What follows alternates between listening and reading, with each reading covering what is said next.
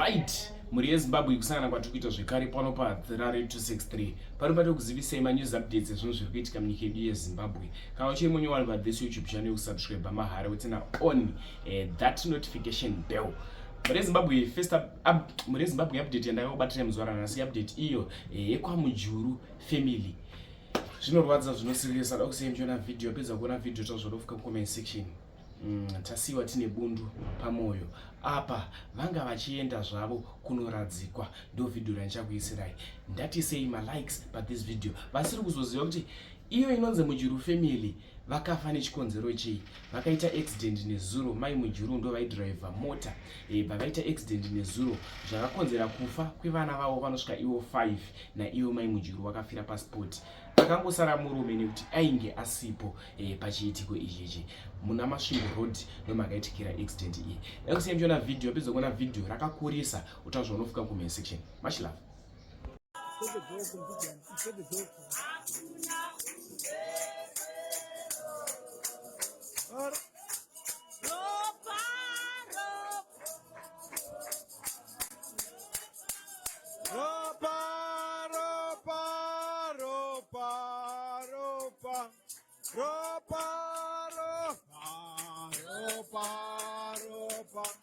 Akona kunze kwero ropa ropa ropa ropa ropa ropa umo mukati umo ndo magwaka mikirikire Vape Mikey. Rajeso, ropa, Rajeso, ropa,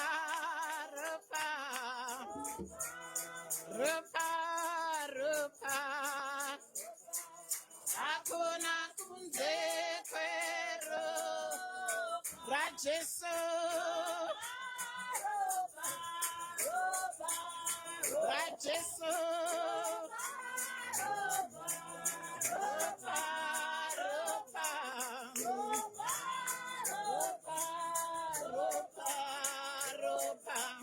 Akona kunze kwero para Jesu, para Jesu, ropa, ropa, ropa, ropa, ropa, para Jesu, kunze kwero para Jesu.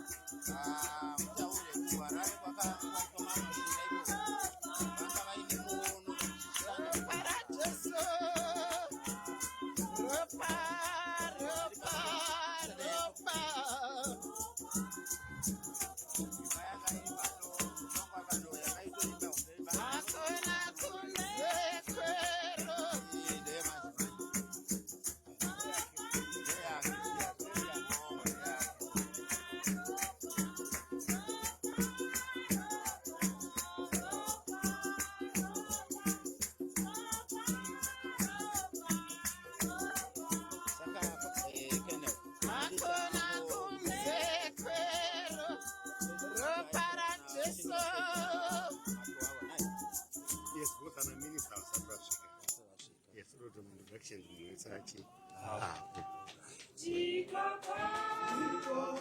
Rangarera como shaikoko.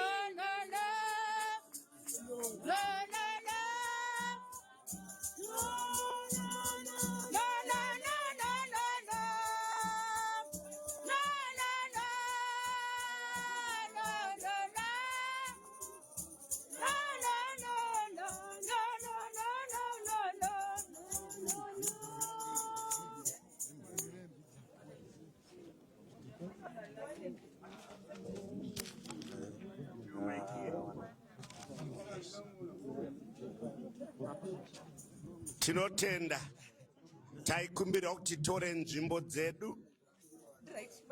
Ndaikumbira vanosenza na minister kuti mumwe anosenza na minister auye pedyo auye azondiona vanosenza na minister.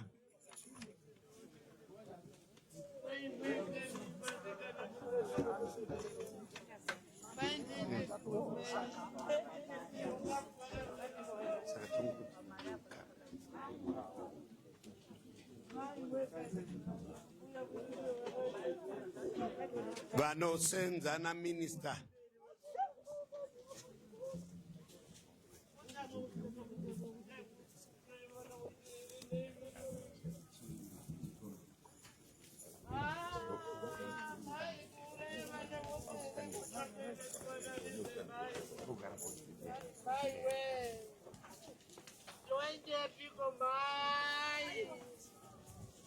Vekustanbic.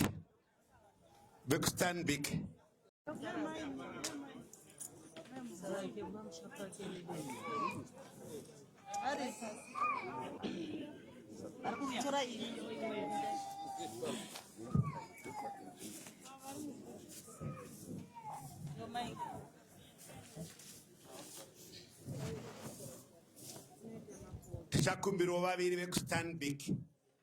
Vakuru vaviri vekustanbic vauye kuno.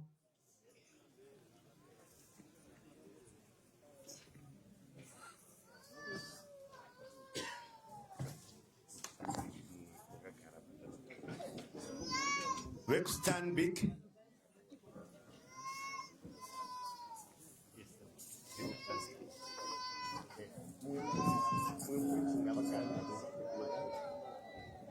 Mozambique. Gara muri shu.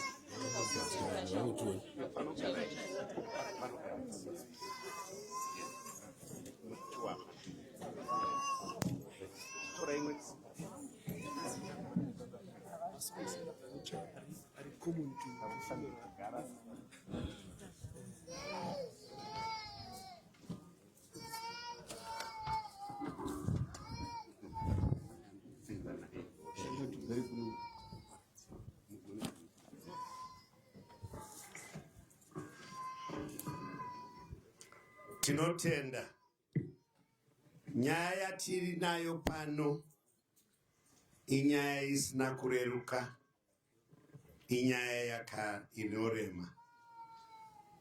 Ndaida kubvunza kuti Ronald akagara papi? Okay, that's fine. Ambuya vedu akagara papi? Apa? Okay, yeah.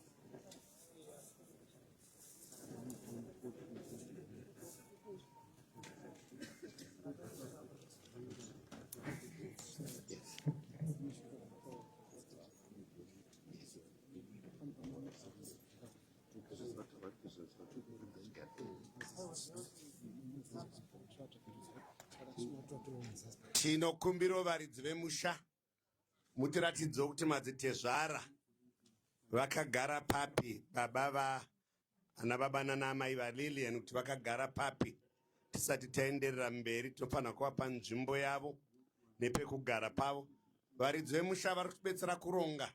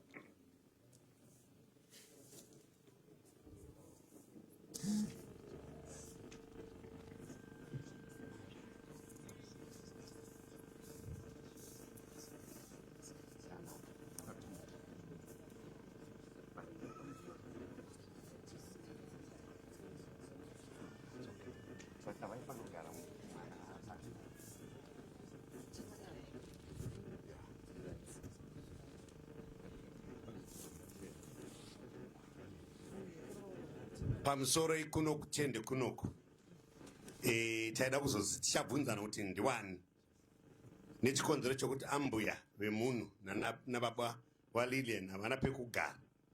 Panapa pana vafundisi, apa pana Ronald, apa pana minister, apa pana vafundisi. Taida kuzoziva kuti tigone kugadzika madzitezvara.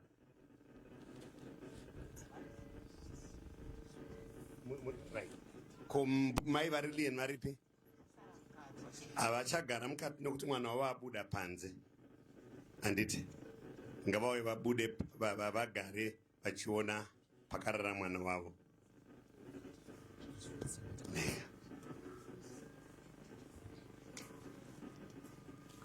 Taikuda kubvunza kansela vari nechepapi. Tanzwa kunzi kansela vari pano.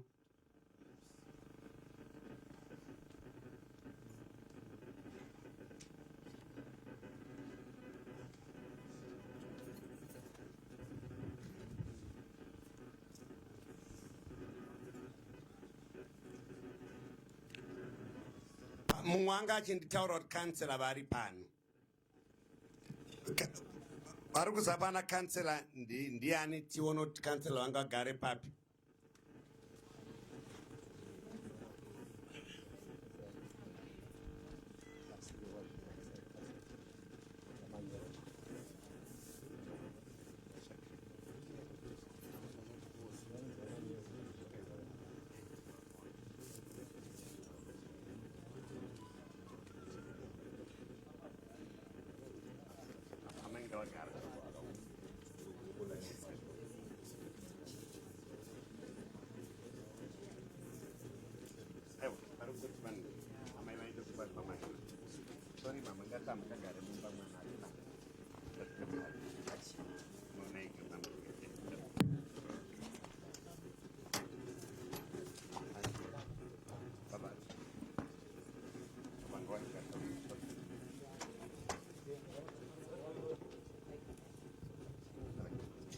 aiwa amainge vachigara ini mugara amainge vagara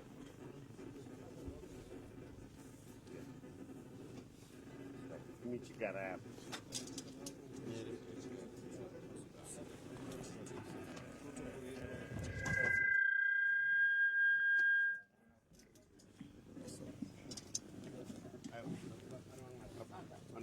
babani avanti baba varonaldo baba varonaldo kesara isepetsai chei tata pakumana vasanga vachimhanya-mhanya pakumana chifane mwana todo imwe cheya kansela shamari tingaono cheya 1 alright kansela neighbor yekuno yewadi yepano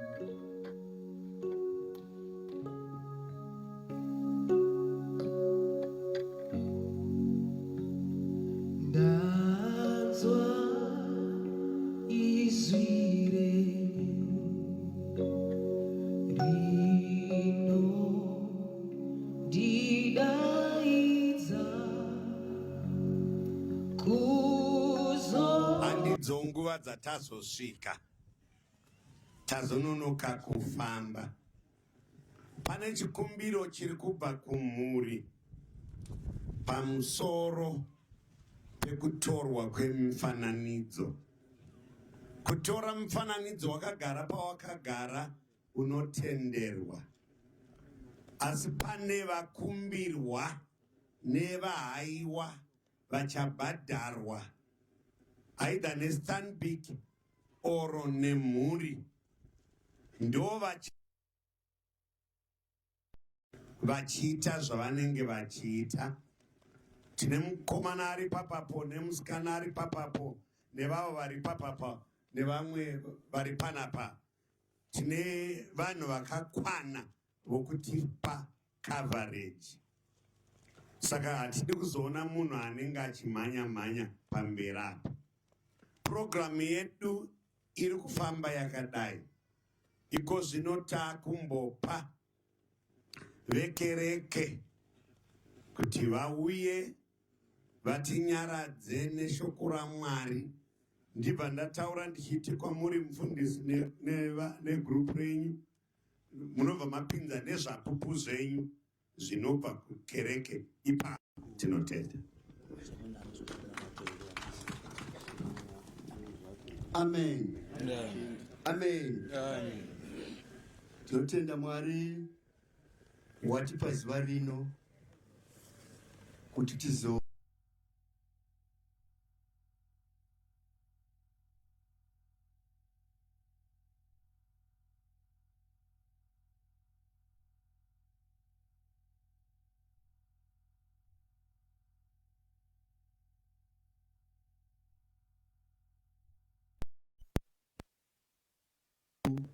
ndokuwenzi mai mujuru unopinda wanga achipinda chechi inonzi Latter Rain Mission. Izvezvi ndosimuka toda kuti te service yake yekupedzisira navatendi vake vaipinda navo. I will be very brief nenyaya yamanzwa vachitaura kuti nhambo yapera, asi ndaikumbira kuti Mwari andibatsira ndawana shoko rinobva kwavari rikatinyaradza. Amen. Tisati tatanga ndaikumbira kuti tipigwe guyo unonzi hama yedu ndishe Jesu. Vatendi simukai, vanogona kubvumira vanesi kuti betserei. Brother Musvita, swederai kuno mugotora mic.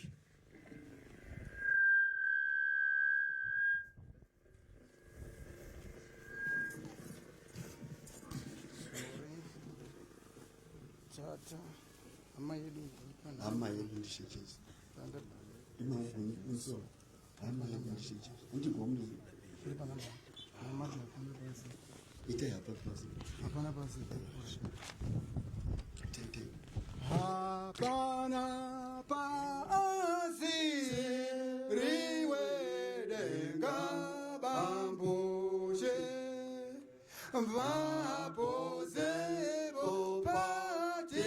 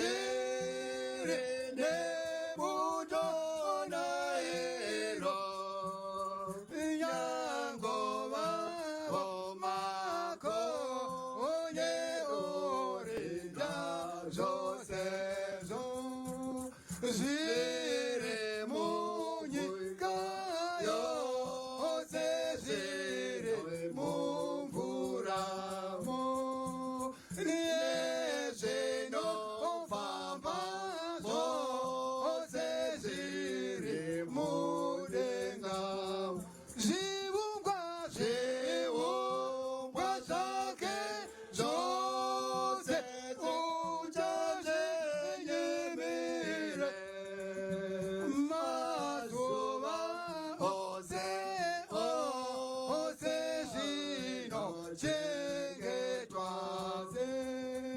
semvavana vacheva ambotarire wavo uri parohiwa avenokurumbuzve pavanopava noshaiwe simba panamo josewo inyango vavo paro ufuwedenga uripo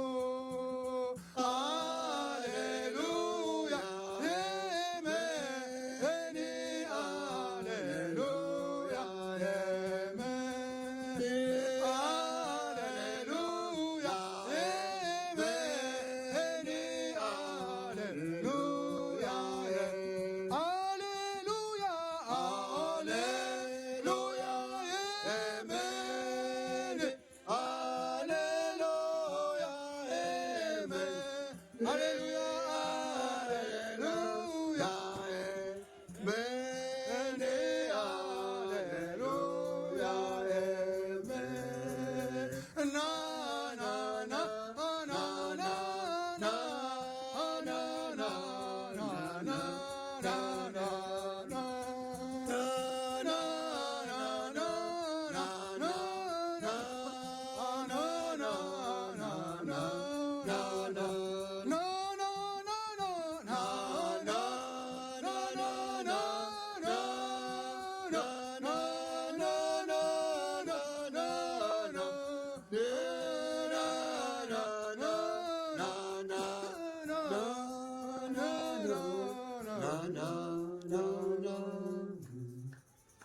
tena. Amen. Amen. Amen. Tinakuvonga zvikuru Mwari. Mwari wazvokwadi. Mwari mupenyu. Mwari usingashanduki. Mwari unochengeta shoko rake pakati pedu. Amen. Ndichatanga nemufananidzo unodai. Pane munhu wakatenga bhazi rake iwa mazuva ano aya maYutong rakanaka zvikuru, ndokuridza mugwendo, ndokufamba ndokuenda ndokudzoka, rikafamba rikaenda ndokudzoka, vanhu vachifara zvikuru naro bhazi iroro, richienda richidzoka, richienda richidzoka, richienda richidzoka. Rimwe zuva ndokubva raenda ndobva raita accident bhazi riya. Amen. Vanhu ndokutaka kuchema, vazhinji vakatanga kuchema kuti bhazi redu riya zvinotodii. There was only one person wanga ari mubhazi momo wakabuda asingachemi.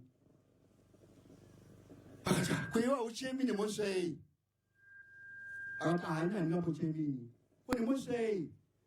Zvikanzi bhazi iri mukati mebhazi, at the back of the seat rebhazi kuno wakarigadzira urimo mubhazi momo. Saka ndichemi nekuti muridzi webhazi wakarigadzira urimo. Amen. Amen. Amen. Waiva neshuwa yekuti kufa kwebhazi hakuna zvakungaita nekuti muridzi waro urimo. Vamwe vachichema iye wangasingachemi. He had the assurance yekuti asi muridzi webhazi urimo. Amen. Amen. Toda kudzoka kunyaya yangu yavazvanzi yangu ivetapo Lilian Maranda, Mrs. Mjuru nevana vavo. Vakafamba makore mazhinji vachikwira mabhazi vachidzika, vachikwira mota vachidzika, vachikwira mota vachidzika. Amen. Asi nerimwe zuva 1 remusi weThursday ndokubva vaita vakaita njodzi yavavatisa apa. Amen. Amen. Vazhinji nesu tinotambura, asi kune shoko rokuti asi muridzi webhazi urimo. Amen. Muridzi webhazi urimo. Bhazi iro rafa iro, asi muridzi webhazi uri pai? Urimo. Kuziva kuti muridzi webhazi urimo ndai. Haleluya. Haleluya. Ndiye wakagadzira, ndiye muridzi wavo. Unoti mwenga ari kumanikidzwa tendai. muchaona mufaro here bhazi rafa mabudziwa nemuridzi waro kuti richamuka? Uchafara here iro bhazi rafa, nhumbi dzirimo mubhazi wagwende kwako wada kuinda, asi rafa muridzi webhazi urimo unoti richamuka bhazi iri. Amen. Amen. Zvino Mwari unoti kudii pakati pedu? Unoti mwenga rege kumanikidzwa, tendai.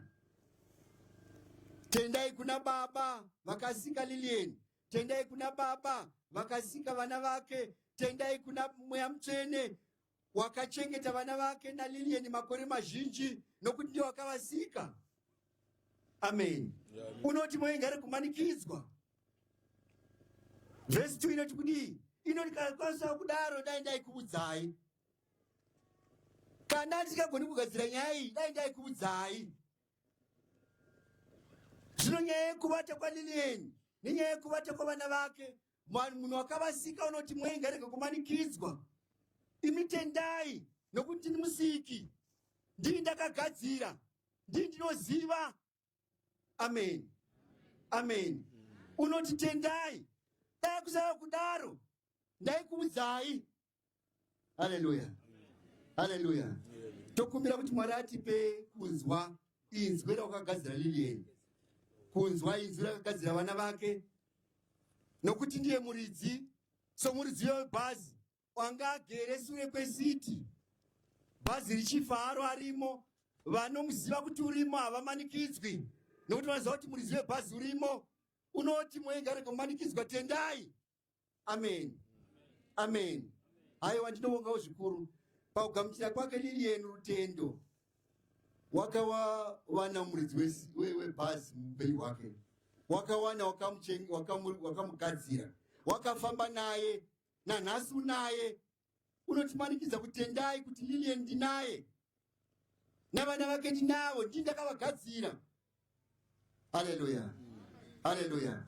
Ndichaverenga imwe verse in Korinte, 2 Korinte 5 verse 1.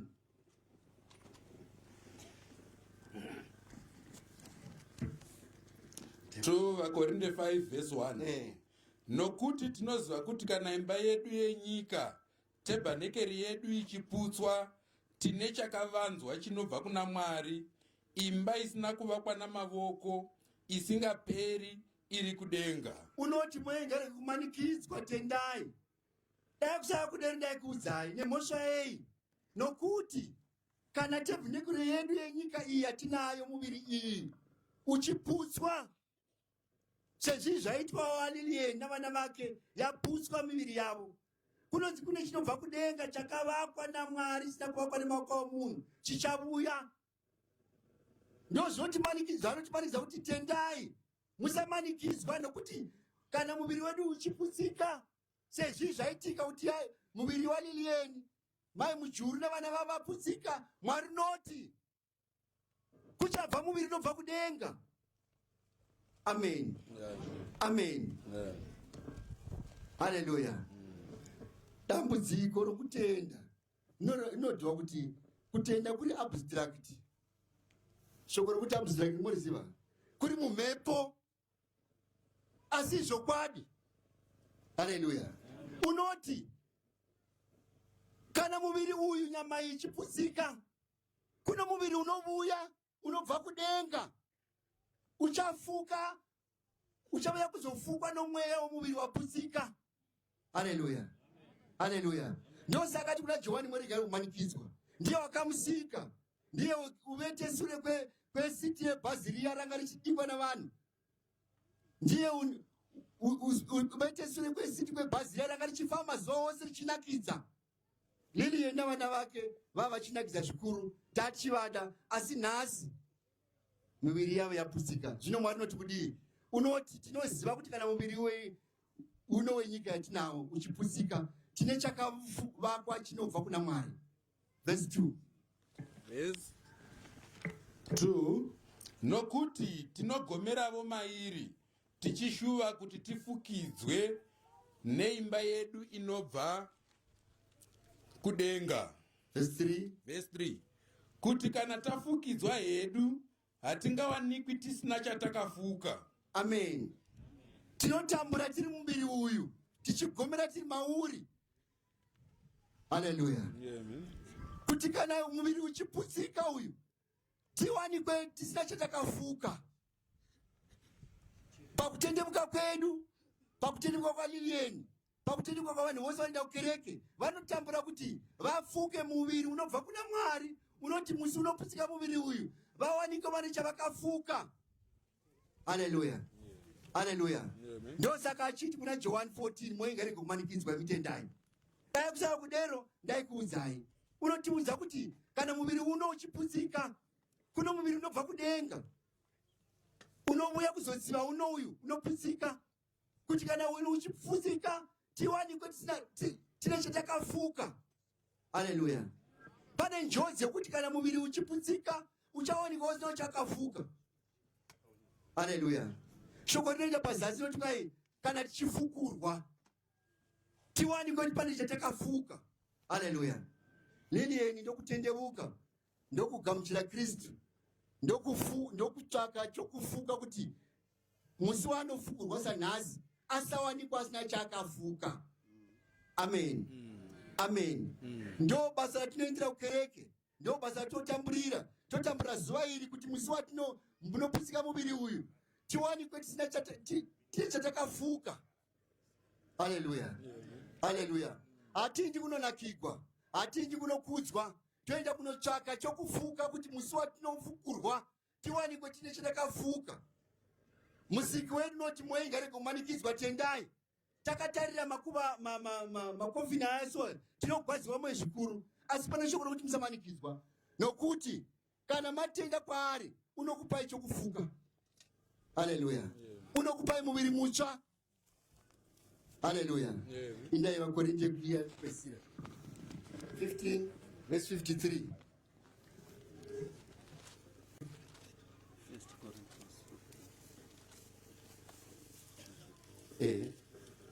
One Vakorinte 15 verse 53.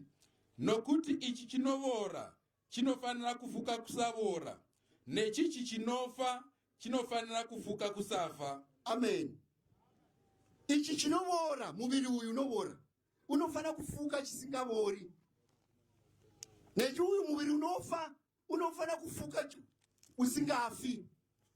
Hallelujah. Hallelujah. Zvandamboreva kuti kutenda kuri abstract, kutenda kuri mhepo. Kachitaura zvezvo zvinoita sendotarangano. But that's a reality. Izvokwadi. Mwari unotaura ndio wakasika iwe nokasika ini. Unoti miri uchaputsika sezvizvi zvaita Lilian navana vake. Asi kana waputsika sezvizvi, Mwari wakagadzira muviri unobva kwaari, usingavori. Watofanira kugadzira izvi kuti tiutsvake kuti musi unoputsika muviri uyu, chifuke iwoyo usingavori. Chinovora chifuke chisingavori, nechinofa chifuke chisingafi. Amen. Amen. Amen. Amen. Haiwa tinonga zvikuru. Kumeso kwedu mukakutarira tinoshukurudzika, asi takafara pamberi titaura kuti murizi webhazi urimo. Ndizvo Lilian washaika, asi tinofara nokuti musiki wake unaye. Hallelujah. Ndiye unoti moenge kumanikidzwa, imitendai. Tinokumbira kumanikidza upenyu hwedu, nemirangariro yedu, nokuziva kwedu, nogona kwedu kuti tipinde mushoko iro kutenda, kuti atizoroze nokuimba naye. Hallelujah. Verengai 15 verse 35. 15 verse 35. Asi mumwe ungati, vakafa vanogomutswa seiko? Vachauya nomuviri wakaita sei? 36. Shoko rokuti chinofa chinofanira kufuka chisingafi, chinovora chifuke chisingavori. Hazvipindi murangariro yomunhu uri panyika, unogoshekwa kuzvitenda. Hallelujah. Ndio pane mubvunzo kuti kwai kana munhu achimuka sezvinotaurwa kuti uchamuka, unomuka nomuviri wakaita seiko? Mubvunzo uwoyo hauziwe benzi. Mubvunzo womunhu wakatarisa zviri panyika zvaanomona. Hallelujah. Asi wakatizika unoti tendai kuti kana muviri uchiputsika uyu, ndiye chandakakugadzira chiri kudenga. Chamunofanira kuti muzofuka kuti chaputsika chitsigwe nechisingaputsiki. Ichi chinovora chamamunacho chitsigwe nechisingavori. mubvunzo woti ko kana munhu achimuka unomuka akaita sei, une muviri wakaita sei? Can you imagine kuti muviri wacho wakaita sei? Mubvunzo uyu unoreva kuti handitendi zvataurwa nebhaibheri. Zvino muusiku unoti kudii? Next verse. Verse 36. Iwe benzi, icho chaunodzvara hachimeri kana chisingafi. 37. Amen. Unodzosa pazvo zvatinoziva. Unoti iwe benzi, unovhunza mubvunzo kuti ko kana munhu achimuka unomuka nomuviri wakaita sei? Ko iwe chaunodzvara unoziva here kuti achingameri kasina kufa? Amen. Amen. Ndotambudzana nomukadzi wangu uyu, unotsvaka nzungu dzakakora dzakanaka dzandaifanira kuti ndidye woti ndakunokanda muvhu. Ndida kukanga kuti achikangirenyi, iye unosundira pachitende woti ndida kunokanda muvhu. Unopenga here woti ai dzichamera. Amen. Amen. Oindawo nadzo onokanda muvhu kudzifuchira kuti pfutsire muvhu. After a few days zomera. Amen. Zvino Mwari unoti kudii? Unoti iwe benzi unovhunza mubvunzo unomera munhu kana afa unowana muviri wakadii? Ko iwe wanhu unotora mbeu uchinoikanda muvhu. Hauzivi here kuti inofanira kutanga yafa? Amen. Amen. Saka nyaya yekumuka kwavakafa is a reality. Semadzvarira munoita mbeu yamunoda muchikanda muvhu. Amen. Hakuna unodzvara mbeu yamaharazve. Hakuna unotsvaka zvino tinotsvaka mbeu dzakauchikiwa kuti dzigomera kwazvo. Equally, munhu watendeuka kuna Mwari unotsvaka kuuchikiwa kuti musi wanomera amere kwazvo. Haleluya. Haleluya. Kana mukatora mbeu yakafusiwa chero mukakanda muvhu haimeri. Kana usina kutendeuka, usina kugamuchira Kristu, ukafa haumuki. Uri mbeu yakafusiwa. Ndizvo yakatsvukira. Ndizvo yakadai semukati mune gonye rakadla moyo. Haleluya. Zvino kutendeuka, kuuchikiwa, unoti hauzive here kuti mbeu yaunodzvara inofanira kufa igomuka. Haleluya. Verengai vhesi yotevera. Verse 37. Chaunodzvara haudzvari muviri uchavapo, asi tsanga bedzi, kana yemapfunde kana yezvimwe. 38. Asi Mwari unoipa muviri paanoda napo, nembeu imwe neimwe muviri wayo. 39. Amen. Chirega yenyu. Ndofunga kuti Bhaibheri nechishona chiri vakaranga tose. Unoti kana wadzvara, Mwari uchapa mbeu muviri waanoda. Ndozvimwe nhama yedu yafa yakatendeuka ikauchikiwa ikatenda kuna Kristu. Pavanovata vachamuka nomuviri mutsva. We don't question kuti wakaita sei. Unopa muviri nepaanoda. Amen. Amen. Haiwa ndobongawo zvikuru. Tinofara kuti Lilian wakagamuchira Kristu. Izvezvi, for your own information, wakafa achiinda kuEaster. Wanga nemabhegi takave nawo ari mumba makasungwa ane nhumbi dzokuenda kuEaster. Kushoko raakatenda, shoko rokuuchikiwa, shoko rokunogamuchira muviri mutsva, kuti uyu kana uchiputsika